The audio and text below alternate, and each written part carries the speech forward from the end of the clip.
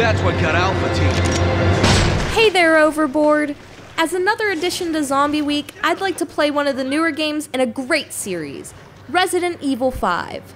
This time we have Chris Redfield, a BSAA agent who looks like he spent a lot of time working out because his character model looks like he's been drinking a little too much muscle milk.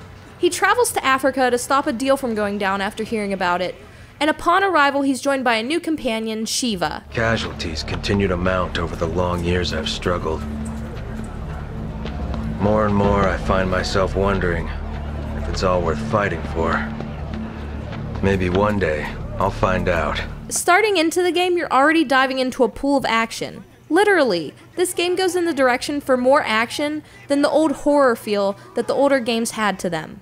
Now, if any of you may recall when this game was releasing, there was a big controversy about the direction of the game, calling it racist. I have to say, I agree with this. When I first played this on Xbox 360, I was very disappointed in the way that the character models were for the natives in the game. See, even with Sheva, it seems like they modeled her to be racially ambiguous. But I won't hold it against them, since if you think about it, this game was developed in Japan, and maybe cultural differences are to blame. But in the West, stuff like this is really loaded imagery.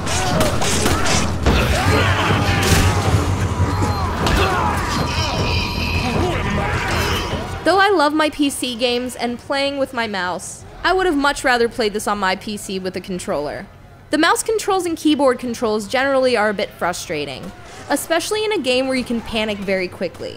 There are times in this where I'd find myself running into a corner on accident from pushing my strafe and forward key while running too quickly.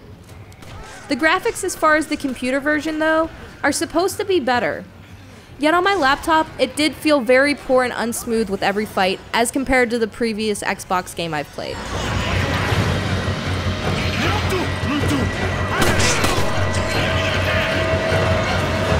Now, boss battles in this game all require various strategies. It's pretty insane too, because the very first fight is almost one of the biggest pains to do going right into this game.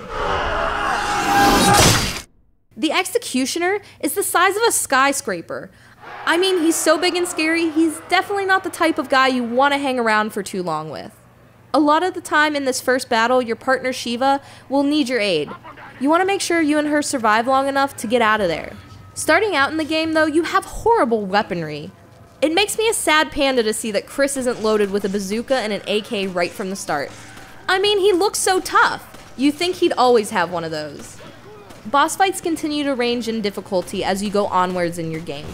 Yet the plot of the story is worth purchasing the game alone on, especially if you're a big fan of the franchise, because once it all unfolds, you're nothing short than shocked and pleased. Yet even for all the joy that I got out of this game, it still doesn't top Resident Evil 4 in my heart.